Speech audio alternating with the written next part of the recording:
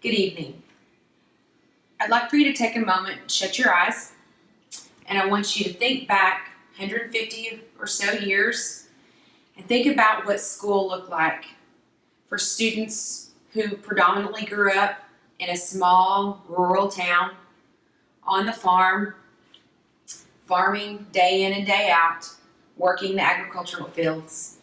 What did that schooling look like for them? That opportunity to go to school, the agrarian calendar, it matched up with the workforce.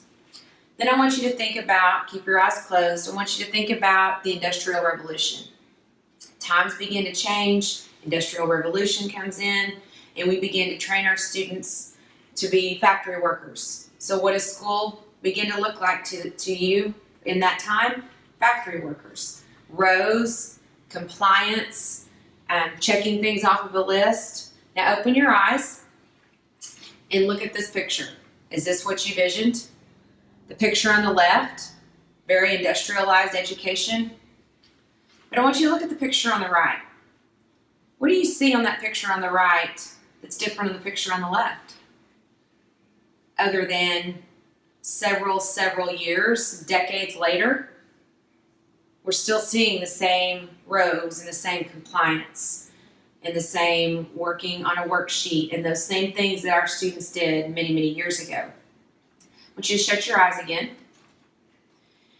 And I want you to think about what education should look like for our students today. What's that new vision say about education for our students today? What environment are they going into for jobs that don't even exist yet? What should our students be expected to do? Collaborate, think critically, curate knowledge, be creative, communicate.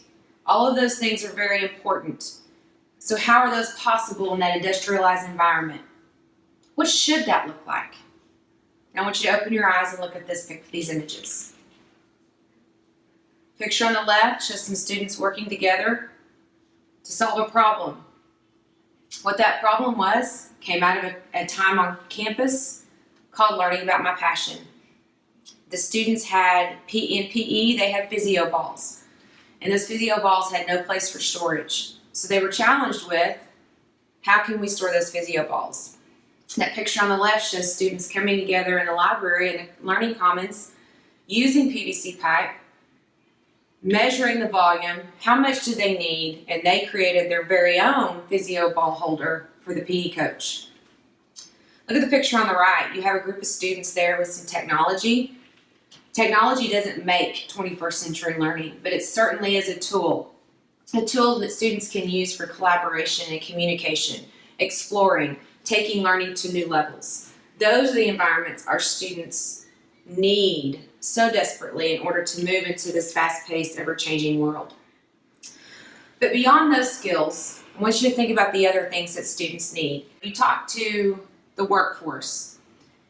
There's a set of soft skills, or what they call non-cognitive skills, that they're seeking in these students. We have character.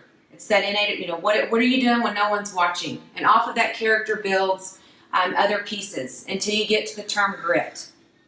Angela Duckworth wrote the book Grit, where passion and perseverance come together. She says, I won't have just a job, I'll have a calling. I have a calling. I'll challenge myself every day when I get knocked down. I'll get back up. I may not be the smartest person in the room, but I'll strive to be the grittiest. What comes together for me in being able to develop on a campus is that opportunity for students to understand and know how to discover and develop a passion, but also persevere through challenges. And through that passion and perseverance, they will find their grit. That is where it is very important that we as educators create those opportunities for our students. Angela also says, grit is sticking with your future, day in, day out, more than a week, more than a month, more than a year, every day, working really hard to make that future reality. Grit is living life like it's a marathon and not a sprint. It's our challenge as educators to take that learning to the level that students need it. not only to develop those 21st century skills that employers need, but to develop those soft skills that they so desire so that they can actually be the most productive employees in a corporation. So as you take the idea that I have brought to the campus and bring that into fruition, we want to be able to let our students to discover their passions, learn about them, persevere through their challenges, and find solutions together so that they can work on passion, perseverance, and grit. Thank you.